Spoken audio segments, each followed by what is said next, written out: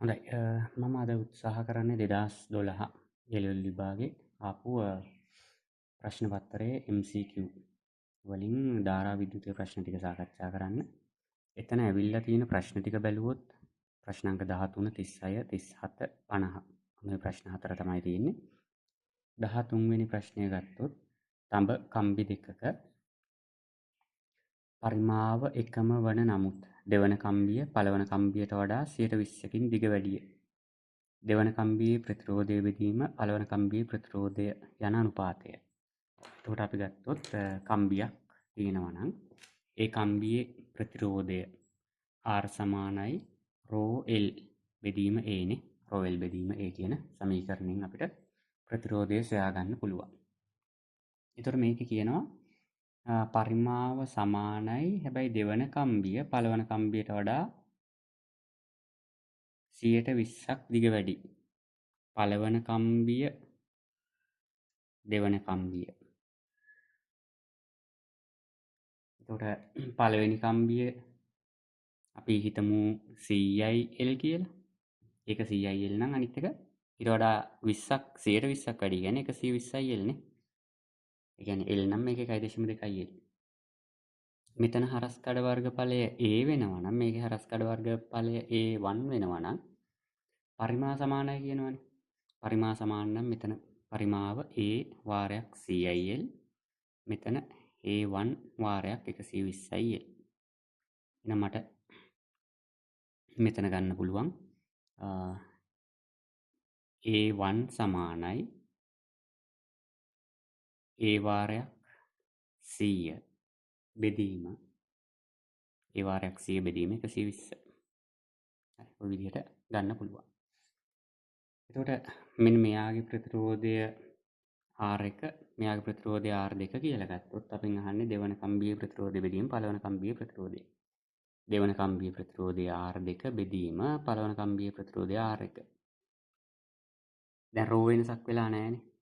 Raw වෙනසක් වෙලා නැත්නම් මෙයාගේ L2 බෙදීම A2 බෙදීම පළවෙනි කෙනාගේ L1 බෙදීම A1. මට ඕක L2 බෙදීම A2 වාරයක් A1 බෙදීම L1 කියලා ලියන්න පුළුවන් නේ. උතන්ට L2 කියන්නේ 120L. A2 කියන්නේ මම මෙතන ගත්තා A වැඩි කිරීම 100 බෙදීම 120 වාරයක් පළවෙනි කම්බිය ගත්තාම එයාගේ හරස්කඩ වර්ගඵලය A එයාගේ දිග 100L. හරි. මෙන්න Aට A කැපෙනවා Lට L කැපෙනවා. එතකොට මේක 120යිමත් උඩට යනවා. එතකොට 120 වැඩි කිරීම 120 බෙදීම 100 වැඩි කිරීම 100. බිංදු දෙකක් කපලා දැම්මා 144 බෙදීම 100 කියන්නේ 1.44. එහෙනම් මෙතන උත්තරය වෙන්න ඕන 5. පස්වෙනි උත්තරය. ඊළඟට අපිට තියෙන 36 වෙනි ප්‍රශ්නය. 36 වෙනි ප්‍රශ්නයේදී අපිට පරිපථයක් දීලා තියෙනවා.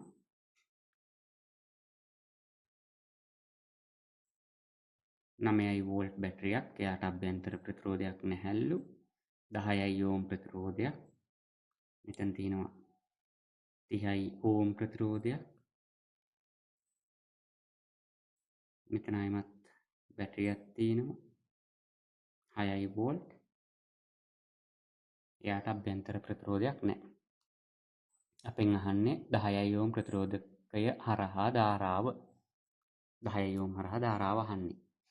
දැන් 10යි ඕම් හරහා ධාරාව මං I කියලා මාක් කරගන්නම්කෝ. හරි. මෙහෙමයි ධාරාව යනවා. මේ ධාරාවෙන් මෙහෙට යම් කොටසක් යාවි. මෙහෙට යම් කොටසක් යාවි. මම මේක නිකන් I2 කියලා දාන්න කිසිම ප්‍රශ්නයක් නැහැ. හරි. මොකද මේ ගාන ලේසි කරලා තිනවා මේ කෝෂයට අභ්‍යන්තර ප්‍රතිරෝධයක් නැහැ කියලා දීලා. මේකට විශේෂයෙන්ම හරි. එතකොට මෙන්න මේ කොටස අරගෙන මම මෙන්න මේ පාර දිගේ කර්චොෆ් නියමය දානවා. මේක හරහා I1 යනවා කියලා හිතන ප්‍රශ්නයක් නෑ. මොකද මම ඒක හරහා යන්නේ නැහැනේ. මම යන්නේ මේ ටිකේ. එතකොට එහෙම යනකොට අපි කලින් ප්‍රශ්න මේ සාකච්ඡාවේදීත් පෙන්වුවා මෙයාගේ විදුද්ගාමක බලය මේ විදිහට තියෙන්නේ. එතකොට මම යන පැත්තටම විදුද්ගාමක බලය තියෙන නිසා 9 මෙතන එන්නෙත් මම යන පැත්තටම එන එකතු වෙනවා 6. ඔච්චරයිනේ කෝෂ හම්බෙන්නේ. ඊට පස්සේ මේ ටිකේ යනකොට ප්‍රතිරෝධයක් හම්බෙන්නේ මේ 10 විතරයි. එතකොට 10යි i. 15 සමානයි 10යි i. එහෙනම් i සමානයි 1.5 ඇම්පියර්. 1.5 ඇම්පියර් විදිහට තමයි උත්තරේ ලැබෙන්නේ. ඉතින් පිළිතුරු අංක 2. ඊළඟට 37 වෙනි ප්‍රශ්නේ. 37. ලෝහ කම්බියකට θ1 සහ θ2 උෂ්ණත්වවලදී පිළිවෙලින් R1 සහ R2 ප්‍රතිරෝධ ඇත. ලෝහයේ ප්‍රතිරෝධකතාවයේ උෂ්ණත්ව සංගුණකය දෙනු ලබන්නේ. හරි. ප්‍රතිරෝධයේ උෂ්ණත්ව සංගුණකය සමීකරණය ගත්තොත් R θ සමානයි R0 වාරයක් 1 ධන ඇල්ෆා θ. මේ තියෙන්නේ අදාළ උෂ්ණත්වයේ ප්‍රතිරෝධය, මේ තියෙන්නේ සෙල්සියස් අංශක බිඳුවේදී ප්‍රතිරෝධය. බිඳුවේදී. මේ ප්‍රතිරෝධයේ උෂ්ණත්ව සංගුණකය මේ තියෙන අදාළ උෂ්ණත්වය කියන එක. එතකොට අපි θ1 උෂ්ණත්වයේදී ප්‍රතිරෝධය R1 ලුනේ. ඔන්න. ප්‍රතිරෝධය R1 බිඳුවේදී ප්‍රතිරෝධය මං R0 කියලාම දාගන්න. 1 ධන ඇල්ෆා වාරයක් උෂ්ණත්වයේ θ1. ඊට පස්සේ θ2 උෂ්ණත්වයේදී ප්‍රතිරෝධය R2 ලු. එහෙනම් R2 සමානයි බිඳුවේ ප්‍රතිරෝධය R0 වාරයක් 1 ධන ඇල්ෆා වාරයක් θ2. මේක පළවෙනි ප්‍රකාශනය, මේක දෙවෙනි ප්‍රකාශන විදිහට අරගෙන මේ දෙක බෙදුවොත් අපින් අහන්නේ ඇල්ෆා කියන එකනේ. මං 1 2කින් බෙදන්න. 1 2කින් බෙදුවොත් R0 කැපිලා යනවානේ. R1 බෙදීම R2 සමානයි 1 ධන ඇල්ෆා θ1 බෙදීම 1 ධන ඇල්ෆා θ2. හරස් ගුණ කරාම R1 ධන R1 ඇල්ෆා θ2 සමානයි R2 ධන R2 ඇල්ෆා θ1. දැන් මේකේ ඇල්ෆා උක්ත කරගන්න ඕන. මම මෙයා මෙහෙට අරන් මෙයා මෙහෙට ගන්න. ඒතර R1 ඍණ R2 සමානයි. මේකේ ඇල්ෆා පොදු වෙනවා, එළියට එනවා. එතකොට R2 θ1 ඍණ R1 θ2. ඕකෙන් මම ඇල්ෆා උක්ත කරගත්තොත් ඇල්ෆා කියන්නේ R1 ඍණ R2 බෙදීම R2 θ1 ඍණ R1 θ2. හරි. එහෙන් බැලුවොත් උත්තරේ එන්නේ R1 ඍණ R2 R2 θ1 ඍණ R1 θ2. හතරවෙනි පිළිතුර. පිළිතුර අංක 4. ඊළඟට අපිට තියෙනවා මේකේ ප්‍රශ්නාංක 50.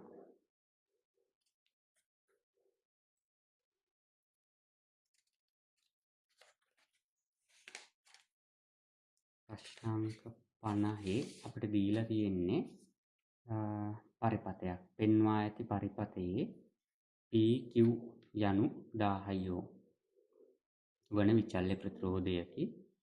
X අග්‍රය P සිට Q දක්වා විචලනය කිරීමේදී P සහ X අතර ප්‍රතිරෝධය රේඛීය වෙනස් වේ.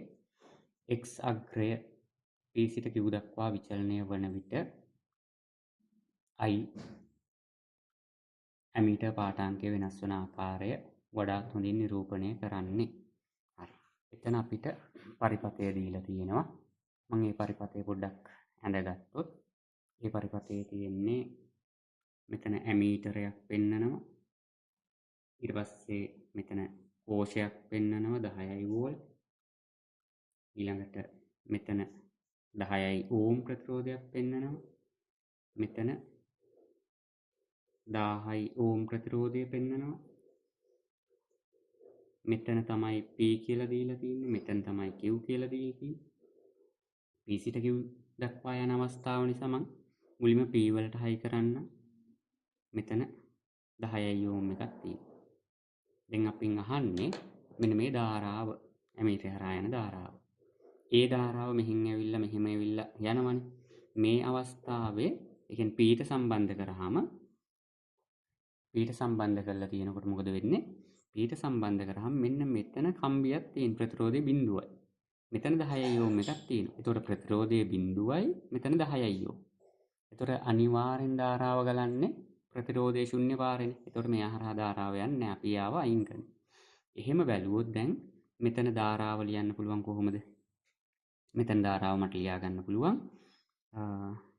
10 වෝල්ට් එක 10යි සමානයි 10යි i ධන 1000යි i. ඒ කියන්නේ 1000 ධන 10යි. එතකොට i සමානයි මම 1000 ධන 10 කියන එක ආසන්න වශයෙන් 1000 කියලා ගත්තොත් 10 බෙදීම 1000 කියලා එනවා. ඒ කියන්නේ 0.01 ඇම්පියර් වෙනවා මේකනේ. එතකොට 0.01ක් වගේ තමයි ආරම්භක ධාරාව එන්න ඕනේ. කියන්නේ ඉතා කුඩා ධාරාවක්. හරි. ඊළඟට මම මේක Q ට සම්බන්ධ කරනවා. දැන් Q ට සම්බන්ධ කරොත් මොකද වෙන්නේ? මෙතන මේක ගිහිල්ලා මම මෙහෙන් Q ට සම්බන්ධ කරනවා. මෙතන 10යි ඕම් එකක් තියෙනවා. එතකොට මේ පැත්තේ 1000යි ඕම් එකක් තියෙනවා.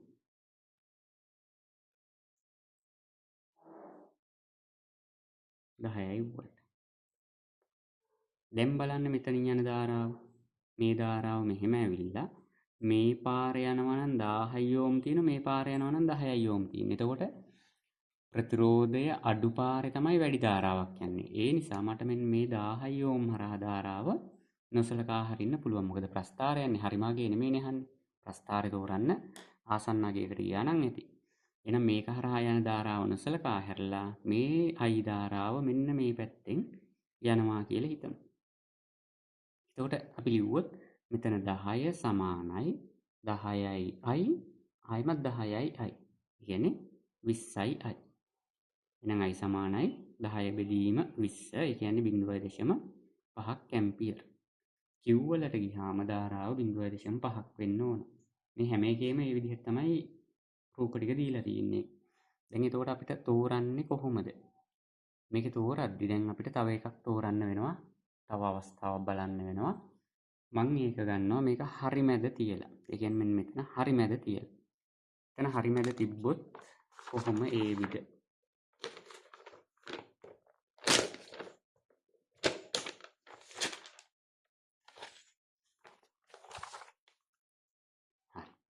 දැන් එතකොට අපි මෙතන බැටරිය තියෙනවා 10යි වෝල්ට් 10යි ඕම් ප්‍රතිරෝධය තියෙනවා. දැන් මම මේ ප්‍රතිරෝධය කොටස් දෙකකට පොඩ්ඩක් වෙන් කරගන්නවා 1000. 500යි 500යි කියලා. මොකද මට උත්තරේ ගන්න බැරි වුණා තාම හැම එකෙන්ම ඒ අදාළව පේන නිසා. 10. හරි දැන් ඔන්න හරියටම මේ 1000 ඕම්ගේ මැදින් මේ දර්ශක තියලා x කියන කෙනා තියලා තියෙනවා. එතකොට යන ධාරාව I කියලා හිතමු. මේ I ධාරාව මෙහෙන් එනවා මේ 500 හරහා එනවා. මෙන්න පාරවල් දෙකක් තියෙනවා යන්න. ඒ පාරවල් දෙක යනකොට මොකද වෙන්නේ? මෙතන 500ක් තියෙනවා මෙතන 10ක් තියෙනවා. එතකොට අනිවාර්යෙන්ම ප්‍රතිරෝධය අඩු පාරේ යන්නේ ධාරාව. එතකොට මෙයා හරහා යන ධාරාව මම නොසලකා හැරියොත් හරි. ඒක නොසලකා හැරියොත් මේ I ධාරාව මේ පැත්තෙන් යනවා කියලා හිතන්න පුළුවන්. හරි. එහෙම බැලුවොත් මම මේකට කර්චොෆ් දැම්මහම එනවා 10 මෙතන 10 සමානයි 10යි I 500යි I 10යි I. ඒ කියන්නේ 500 ධන 20යි I. මේක ප්‍රස්ථාරය තෝරන්න ඕන නිසා ආසන්න අගයකට යමු. 500 ධන 20 කියන එක මම 500 කියලා හිතුවොත් I සමාන වෙනවා ආසන්න වශයෙන් 10 බෙදීම 500ට. ඒ කියන්නේ 1 බෙදීම 50 2 බෙදීම 100 0.02 ඇම්පියර්. එතකොට මේකේ මැදට එනකොට 0.02ක් වෙන්න ඕන. ඒ කියන්නේ පටන් ගන්නකොට තිබුණේ 0.01 මැදට යනකම්ම වෙනස් වෙලා තියෙන්නේ දෙගුණයයි 0.02 වෙලා විතරයි. එතකොට ඒ වගේ ප්‍රස්ථාරයක් ඇවිල්ලා තියෙන්නේ ප්‍රස්ථාරාංක 2 පිළිතුරු අංක 2. එනම් උත්තරය 2.